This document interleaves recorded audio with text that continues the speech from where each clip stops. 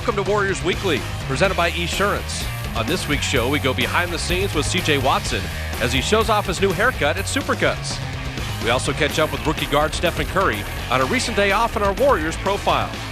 Now for a look at some of the recent action in last week's games, here's Warriors Rewind. Warriors on the road in the state's capital playing their second game without Monte Ellis, taking on the Sacramento Kings. And the first half, tough to watch.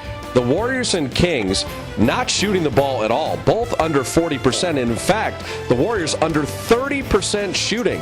One of the top 10 shooting teams in the NBA, and the Warriors could not find their offensive rhythm.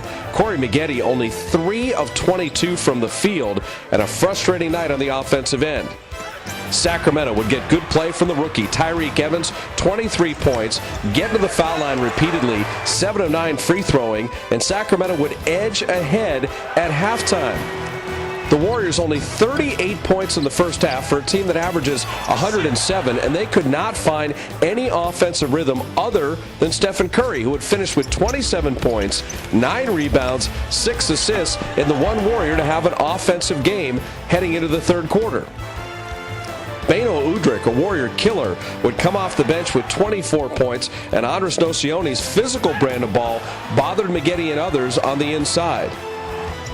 But the Warriors put Stephen Curry on Tyreke Evans in the fourth quarter. After being down 21, Curry holds Evans to 0 for 7 shooting in the fourth quarter. Cartier Martin starts to kick in offensively. It would finish with 20 points, and the Warriors would go to the foul line over and over in the fourth. From down 21, they would cut it all the way to 2 points. A furious 36-point fourth quarter after scoring 38 in the entire first half. Fueled by Maggette at the foul line, 13 of 16. The Warriors shoot a season-low 31% and yet still almost catch the Kings. Sacramento breaks their losing streak, holding off the Warriors 99-96 at Arco. The Warriors return home Wednesday on the odd away home back-to-back to take on the New Orleans Hornets.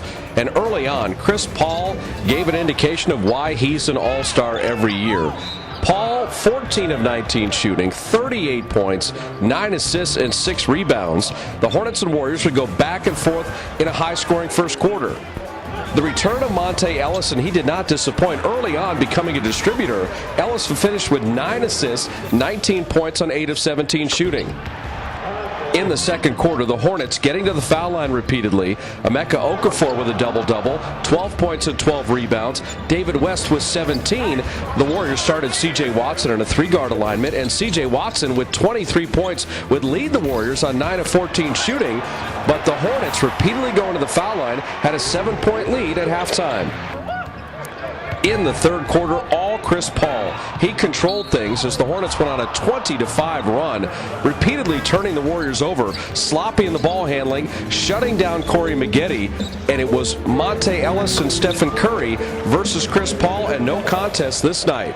Paul's 38 with the 9 assists and 6 rebounds, and the Hornet lead would balloon to 27 points. But in the fourth quarter, the Warriors starting to play defense, starting to rebound, getting scoring off the bench from Anthony Tolliver. The Warriors coming up with the D would go on a run to cut it from 27 all the way down to 10.